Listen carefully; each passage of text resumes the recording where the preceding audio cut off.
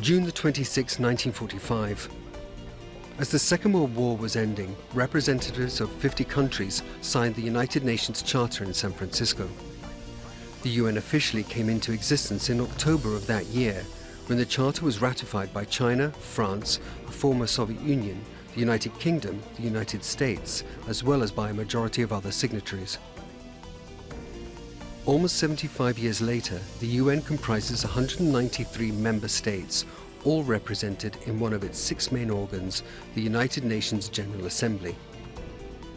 Its first session with representatives from 51 nations was in London on January the 10th, 1946. The next few annual sessions were held in different cities, then moved to the UN's permanent headquarters in New York in 1952. Since then, the General Assembly has made history. From the Cold War to the Palestinian-Israeli conflict, with controversial statements. We will never ratify the UN Arms Trade Treaty. To some undiplomatic moments too. Ayer estuvo el diablo aquí.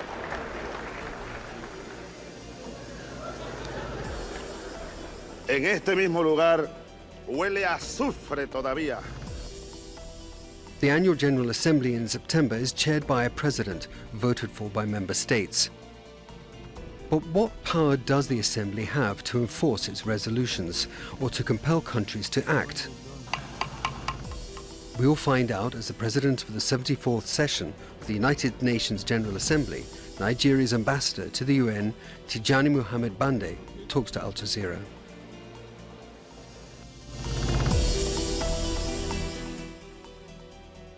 Ambassador Tijani Muhammad-Bande, thank you very much indeed for talking to Al Jazeera. Now, everybody knows the UN. Many people appeal to it and many people criticize it. But very few of us actually understand the workings of the UN. So tell me, what does the President of the General Assembly actually do?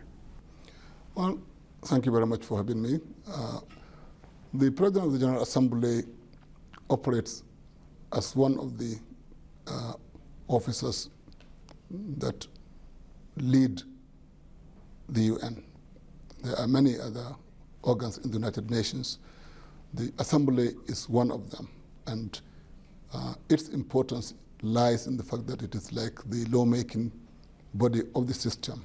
So is it a political post? Is it a ceremonial post? Is it procedural? I mean, how much influence do you have over 193 members of the General Assembly?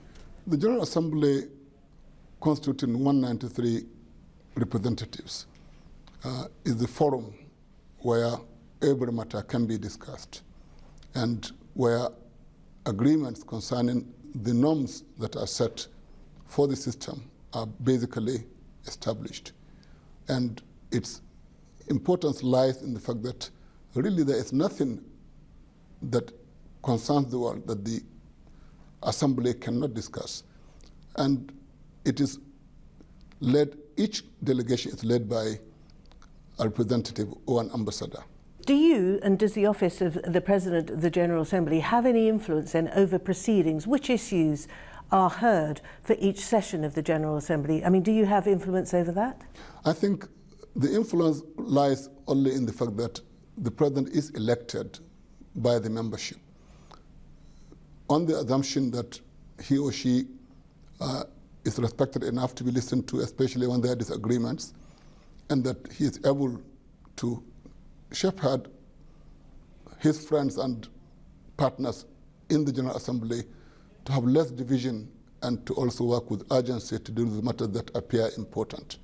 And it is a daily event. And it must be incredibly difficult, 193 countries with divergent views and opinions and interests. It is true. It is incredibly difficult in some cases because it's also reflective of some of the realities around the world. But there is also collegiality because we are dealing with colleagues. I mean, and as we disagree, we also know. You disagree with me on one question, you know the following morning you'll knock on my door, seeking that we need to work together on something. So that puts a check. even as we have differences, we do come to the job with a sense of responsibility, not only to our countries, but equally importantly to the world as a whole. Now, the General Assembly, obviously your position is for a year, isn't it? But tell me, what is the actual significance of a General Assembly resolution? And I'm thinking particularly of the Palestine issue. Hundreds of General Assembly resolutions have been passed, all of which, or most of which, support the rights of the Palestinian people, protect the potential for a future Palestinian state, and yet the United States can completely go its own way, ignore them completely, can recognise Jerusalem as the capital of Israel, move its embassy there, can recognise occupied territory, the Golan Heights, and indeed can withdraw the illegal category associated with settlements.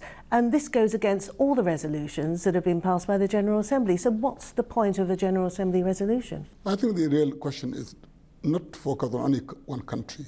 I think the moral burden of going against an agreed position, I think is there. Whatever you do, you see, just imagine the situation of any country or any part of a country which has no recognition of the world community. It would have easily been swallowed up by its powerful neighbors. But there is such a thing as world opinion represented by the Assembly. And it may be a tough world, but I don't think any country is happy to be singled out as the one that opposes a general position. And it is a terrible situation that not only on Palestine, but on many issues, we didn't get and we have not gotten what the will of the Assembly is. But even bad as this is, without the Assembly, situations would have been far worse for many that have been suffering. And obviously, more should be done in terms of giving weight to resolutions that we all pass. And then I think what is important is, regardless of which country or which group of countries would want to refuse to comply with agreed position, it is that those who agree should operate within the agreement they have made. That is one way to look at it. The Security Council, according to the UN Charter, is responsible for the maintenance of international peace and security. It has 5 permanent members: China, France, the Russian Federation, the United Kingdom, and the United States.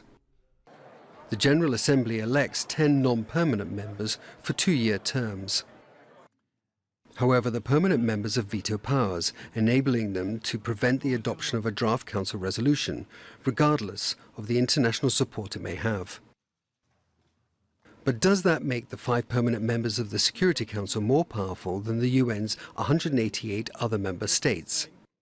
The vast swathe of criticism that is regularly levelled at the UN is that it's been held to ransom, almost hijacked, if you like, certainly by the permanent 5, the P5 members of the Security Council. The Americans are a perfect example, but the wielding of a veto incapacitates the Security Council from carrying out a function just on the basis of one nation's will. Yes, I think that's a very legitimate question, and it addresses and reinforces the view concerning how it can be considered an anachronistic position for any 5 to hold one. So you agree it's anachronistic? No, that's the point I'm trying to make. But then this is a legitimate position to make.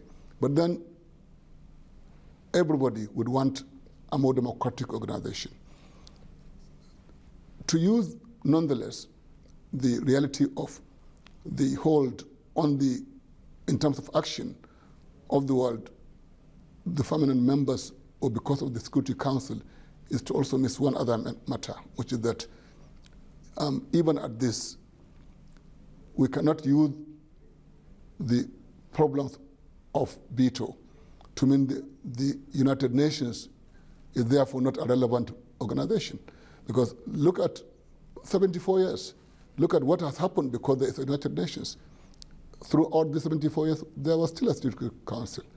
And then, so what we have to do is to now use the point that we could have done far better for ourselves as humanity if we had democratized the body, including the Council. And this issue of reform is not just of the Security Council. There are other principal organs in the body which also need to undergo reform and undergo reform, but the most well-known, of course, is the Security Council.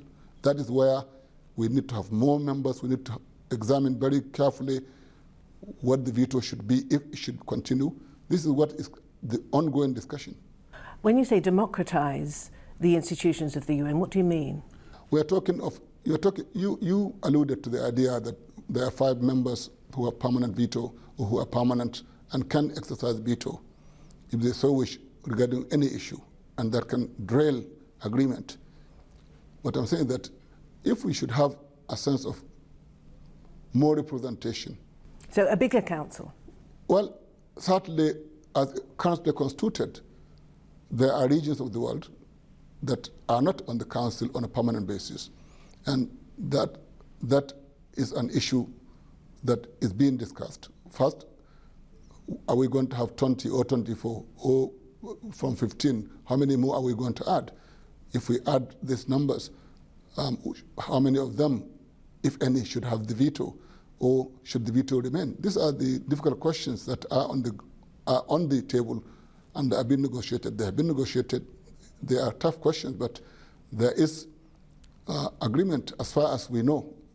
Every country, every leader that addresses the Assembly has stated the Council needs to be reformed. And I think that is one element of agreement. The next element, of course, is how do we do so? This is the politics of it that we are now really battling with for the last decade. Okay, so it's been a decade where this controversial topic has been discussed. Are we any closer then? Do you see this situation being resolved? India, Germany, Brazil, a seat for Africa, one of the African countries, South Africa, your own country, Nigeria, perhaps Ethiopia. I mean, it doesn't reflect the vastly changed world that we are living in today, does it? No, there's no question that many countries have a reason and possibly a right to wish to aspire to any position, as all countries have a right to. Now, for Africa, I think it's very clear, Africa is clear as to what it is demanding. Other countries are putting forward themselves, given whatever parameters they seek to use to say that they also are entitled to be there. Now, all is well. The question is simply this, I think, that must be negotiated. No group will get on the council simply because it seeks to. It has to be an issue of negotiation. Africa has had, is the most known as a continent of 1.2 billion, 54 countries in the United Nations without representation. That is well understood. Other groups are also saying some adjustment. You mentioned some which are known to be keen on this, and I think this is a discussion that is very tough, but is going on. What are some of the current issues affecting the conflicts, in particular, affecting the world right now, that you think have been mishandled or not handled at all as a consequence of this rather old-fashioned, out-of-date system by which the Security Council operates? I mean, would you say, for instance, that without the permanent 5 and the veto-wielding power of Russia, for instance, would you imagine that the situation in Syria perhaps could have been resolved sooner? 9 years of civil war with outside powers contributing to the horror that is being experienced by the Syrian people. There is no question that no one should enjoy or ignore the fact that any deadlock in the Council on matters of war and peace, which is really the remit of the Council, I think affects human beings badly.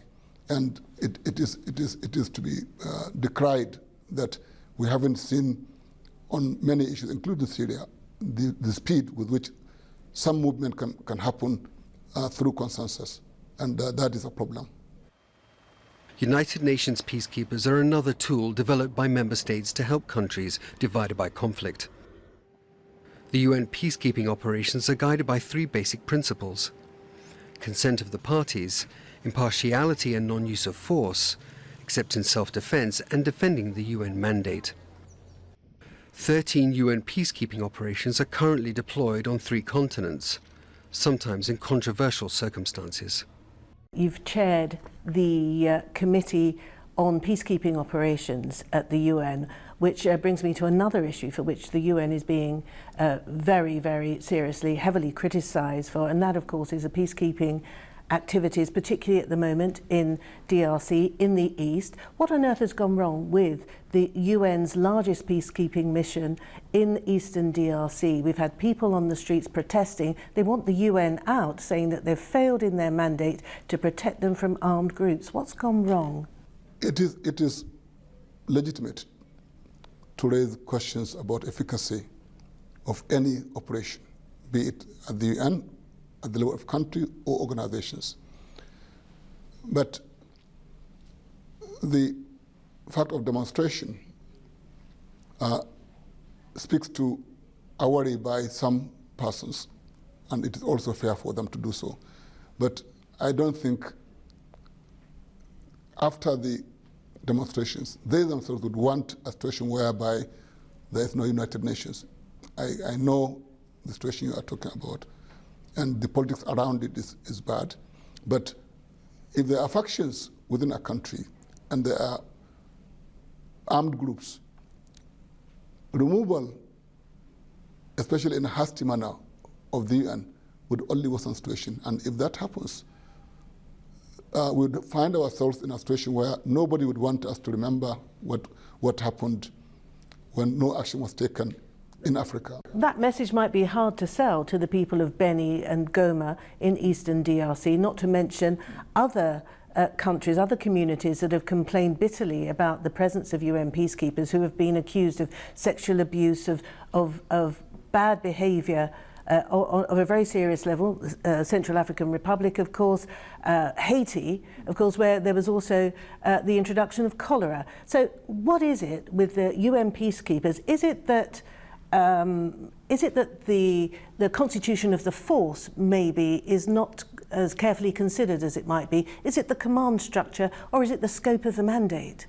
I think the issues that must be brought to discussion is that the United Nations, as the United Nations, has and is taken very seriously anything to do with sexual exploitation and abuse. In fact, the whole efforts in terms of training, in terms of commitments made, in terms of who is bettered, and the whole question of the protocol relating to who goes to camps and all that, I think is very clear. If any individual is found, the repercussions to the country and to the individual member are very dire. And I think I come back to the question that an accusation alone, it's very easy to have an accusation to ask people to leave. And then anybody who wants to create problem will simply engineer, for any reason, an accusation. And then the UN leaves. And then massacres happen. And so it's always important to not to play into, first of all, to investigate, because the UN can be wrong. It has been wrong on several occasions. And when it has been wrong, it has also taken corrective measures, and it should continue to do so. The reality of the matter concerning peacekeeping is that, first of all, it's a very dangerous undertaking. And you talked about constitution of the mandates.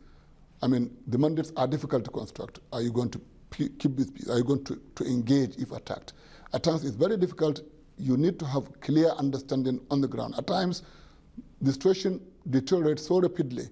When you are constituting a mandate, you probably will not have known it is that bad. But perhaps by the time there is mobilization, something else is different. So these things are dynamic situations. And now I think the UN has a better understanding of in terms of what they can respond, that in terms of the kind of mandates that are given, in terms of not only the training, but in terms also more broadly of conflict prevention, the whole question of when to live in terms of structures. I think it's not an easy thing. You just enter and deal with a problem. There are many issues around it. You deal with a problem. Are you able to say that we are assured that it has been brought to a level that we can have stability? These are issues that are of life and death. When you bring too much politics into it, you can get the UN not to go and to be so afraid, and then the result is not necessarily going to be. So the only thing is that the whole combination of technical skills, but also this idea of political solutions always being sought as we enter. I think this is key. So I've levelled at you several of the kinds of criticisms that are commonplace and regularly levelled against the UN, and you seem to be saying to me that yes, okay, these are valid criticisms, but it would be much worse if there wasn't a General Assembly. Cases, these are valid criticisms, and in fact they are so valid that the UN has taken action on cases, but investigations at times take longer in situations of conflict. Are you feeling at the UN, are you feeling the effect, if you like, of a move away from multilateralism on the part of the United States? How does that impact the way you do business at UN headquarters in New York as well as in other UN buildings? Well, I think it's well known that we have had some funding issues, but I think even if there is no weakening in some countries of commitment to a multilateral order, we could still have funding problems. I think what is important is to underlie the fact that it is true some countries, especially on some issues, have not been on board, but there aren't many.